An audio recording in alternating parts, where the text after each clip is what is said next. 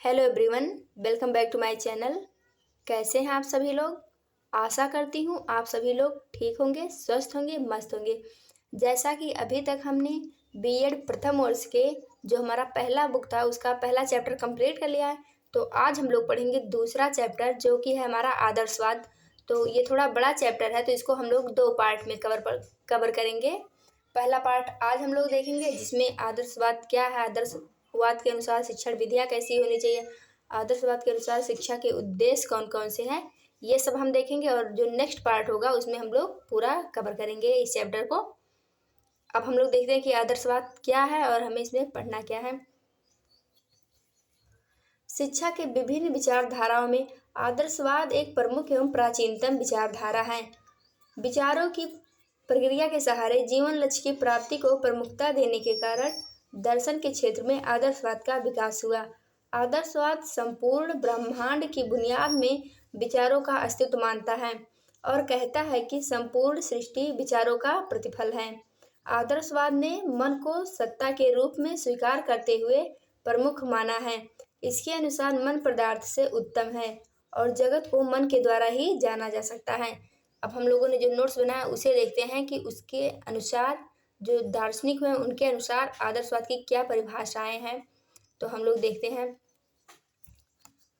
दार्शनिक सिद्धांत के रूप में आदर्शवाद भौतिकता की अपेक्षा विचारों या आदर्शों के महत्व को स्वीकार करते हुए प्रकृति की अपेक्षा मानव तथा उसके व्यक्तित्व के विकास एवं आध्यात्मिक मूल्यों को जीवन का लक्ष्य स्वीकार करता है। अब हम लोग देखते हैं जो एक प्रसिद्ध दार्शनिक हुए डी.एम. दत्ता, उनके अनुसार आदर्शवाद की क्या परिभाषा दी गई। डी.एम. दत्ता के अनुसार आदर्शवाद वह सिद्धांत है जो अंतिम सत्ता को आध्यात्मिक मानता है। आदर्शवाद भौतिकता में विश्वास न रखकर अध्यात्म पर विशेष बल देता है। अब हम लोग देते हैं आदर्शवाद और शिक्षा के उद्देश्य कि आदर्शवादी शिक्षा के कौन कौन से उद्देश्य हैं। आदर्शवाद के अनुसार शिक्षा किस प्रकार दी जानी चाहिए। हम लोग देखते हैं आदर्शवाद और शिक्षा के उद्देश्य।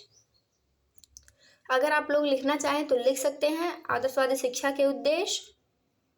अब हम लोग देखते हैं हमारा पहला उद्देश्य क्या है। व्यक्ति का उच्चतम विकास। आदर्शवाद के अनुसार शिक्षा की सहायता से व्यक्ति का उत्तम विकास कैसे किया जा सकता है। आदर्शवादियों के अनुसार व्यक्तित्व के विभिन्न पक्षों का विकास करना शिक्षा का प्रमुख उद्देश्य माना गया है। व्यक्तित्व के संपूर्ण एवं उच्चतम विकास के आदर्शवाद ने शाश्वत मूल्यों सत्यम शिवम सुंदरम के विकास को निहित माना है। उनका कहना है कि जीवन का सर्वोच्च लक्ष्य व्यक्तित्व का उच्चतम विकास है। मतलब मिला जुला के आदर्शवादियों के अनुसार शिक्षा का प्रमुख उद्देश्य जो है वो व्यक्तित्व का उच्चतम विकास करना है। अब हम लोग देखते हैं हमारा अगला उद्देश्य क्या है। आध्यात्मिक विकास। ये क्या है इसे हम देखते हैं। आदर्शवादियों के अनुसार शिक्षा का एक उद्देश्य मनुष्य का आध्यात्मिक विकास है। उनका कहना है कि आध्यात्मिक विकास के लिए प्रत्येक मनुष्य का कर्तव्य है कि वह शाश्वत मूल्यों सत्यम शिवम सुंदरम के प्रति यथोचित प्रयास करे। अब हम लोग अपना अगला उद्देश्य देखते हैं वो क्या है। मनुष्य की भावनाओं का उदात्तीकरण। अब ये क्या है इसे हम लोग पढ़ते हैं। आदर्शवाद के अनुसार शिक्षा का एक उद्देश्य मनुष्य की भावनाओं का उदात्तीकरण करना है जो जीवन कला सीखने में निहित है। शिक्षा का यह उद्देश्य है कि वह मनुष्य में प्रेम, सद्भाव, उत्साह, सहानुभूति, त्याग, सच्चरित्र, धैर्य, दानशीलता आदि गुणों का विकास करे क्योंकि इसी के विकास में उनका उदात्तीकरण है। इन्हीं गुणों के उदात्तीकरण से मानव पूर्ण होगा और उसे महामानव बनने का आधार प्राप्त होगा। अब हम लोग अपना अगला उद्देश्य देखते हैं चौथा, जो वो क्या है। हमारा जो अगला और चौथा उद्देश्य है वो है सामाजिक एवं सांस्कृतिक विकास की आदर्शवाद के अनुसार शिक्षा की सहायता से व्यक्ति का सामाजिक और सांस्कृतिक विकास कैसे किया जा सकता है। तो इसे हम लोग देखते हैं। आदर्शवादी शिक्षा का उद्देश्य सामाजिक एवं सांस्कृतिक विकास है। सामाजिक विकास के माध्यम से मनुष्य समाज द्वारा बनाए गए नियमों का पालन करता है। वह सामाजिक हितों के लिए अपने व्यक्तिगत हितों का त्याग कर देता है। इसीलिए शिक्षा का उद्देश्य इस प्रकार होना चाहिए कि मनुष्य में सामाजिक संबंधों कि अभिव्यक्ति का विकास हो सके। आदर्शवादियों के अनुसार शिक्षा का उद्देश्य संस्कृत का संरक्षण एवं हस्तांतरण करना है। तो इसे हम लोगों ने समझ लिया। अब हम लोग देखते हैं पांचवा क्या उद्देश्य है, नैतिक एवं चारित्रिक विकास करना। देखते हैं हम लोग कि आदर्शवाद के अनुसार शिक्षा कैसे व्यक्ति का नैतिक एवं चारित्रिक विकास करती है। अब पांचवें उद्देश्य को हम लोग देखते हैं कि क्या है। आदर्शवादी दार्शनिक मनुष्य के नैतिक एवं चारित्रिक विकास करना शिक्षा का उद्देश्य है। उनका कहना है कि जब तक मनुष्य में नैतिक एवं चारित्रिक विकास नहीं होगा तब तक वह शाश्वत मूल्यों की प्राप्ति नहीं कर सकता। उनका स्पष्टीकरण है कि जब मनुष्य सामाजिक नियमों को स्वीकार कर स्वेच्छा से करता है तथा अपने नैतिक विकास हो जाता है। नैतिक एवं चारित्रिक विकास हो जाने पर व्यक्ति प्रत्येक परिस्थिति में सद्मार्ग पर ही चलता है। मतलब कुल मिला जुला कर यह कह सकते हैं कि जब व्यक्ति का नैतिक एवं चारित्रिक विकास हो जाता है तो वह सदैव सद्मार्ग पर ही चलना पसंद करता है।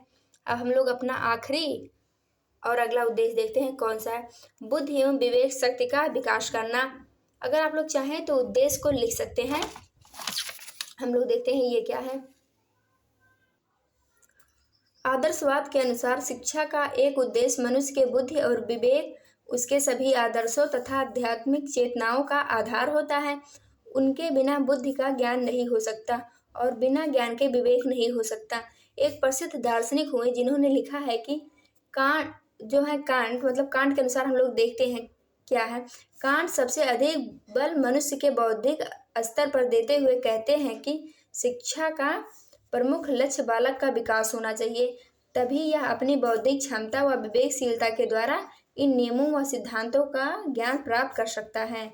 तो ये रहा हमारा आदर्शवादी शिक्षा के उद्देश्य। अब एक टॉपिक और हम लोग इस वीडियो में देखेंगे और जो बाकी बचा टॉपिक है उसको हम लोग नेक्स्ट वीडियो में कवर करेंगे।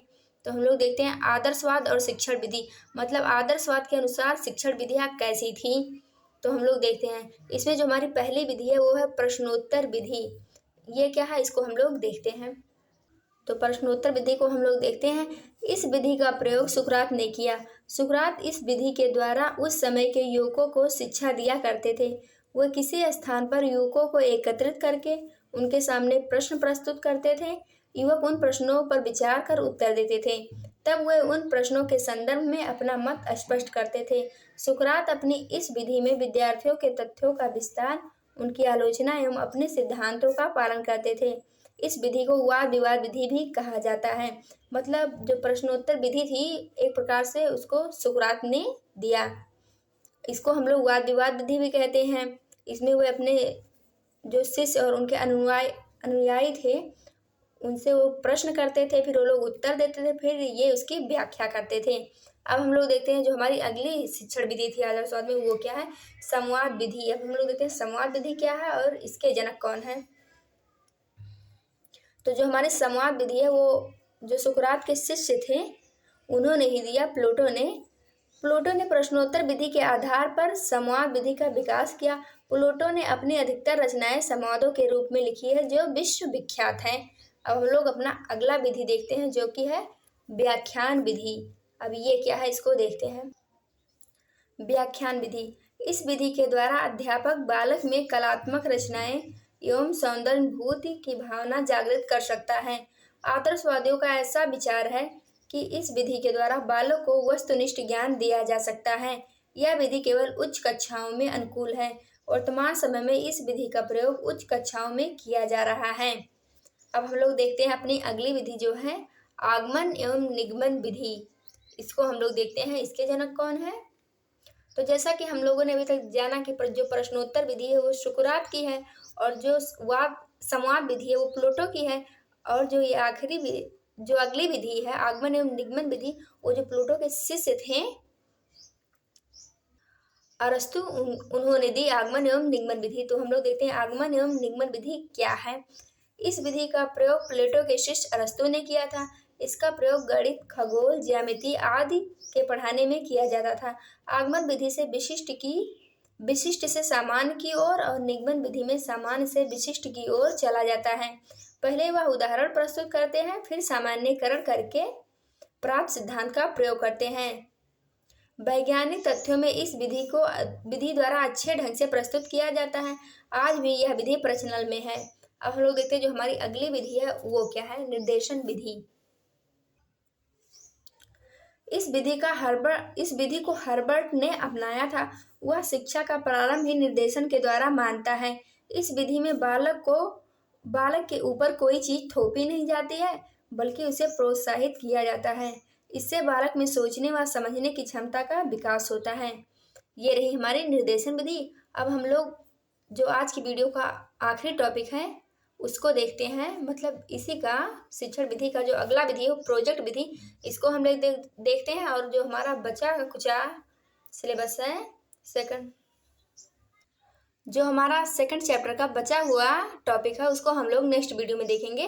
तो लास्ट विधि हम लोग देख लेते हैं जो कि है प्रोजेक्ट विधि, प्रोजेक्ट मेथड। ये क्या है? चूंकि पुस्तकीय ज्ञान सैद्धांतिक होता है एवं इसे उपयोगी बनाने के लिए आदर्शवादी प्रोजेक्ट विधि को महत्व देते हैं। इस विधि द्वारा बालक के प्रतिभावी दृष्टिकोण विकसित करने और सोचने समझने की क्षमता का विकास अधिक होता है। तो ये रही हमारी प्रोजेक्ट विधि। अगर वीडियो आप लोगों को अच्छी लगी हो तो वीडियो को लाइक और चैनल को सब्सक्राइब कर दीजिएगा। अब जो इस चैप्टर का अगला पार्ट है उसमें हम लोग जो टॉपिक बच गया है उसको विस्तार पूर्वक पढ़ेंगे। तब तक के लिए बने रहिए हमारे साथ। जय हिंद।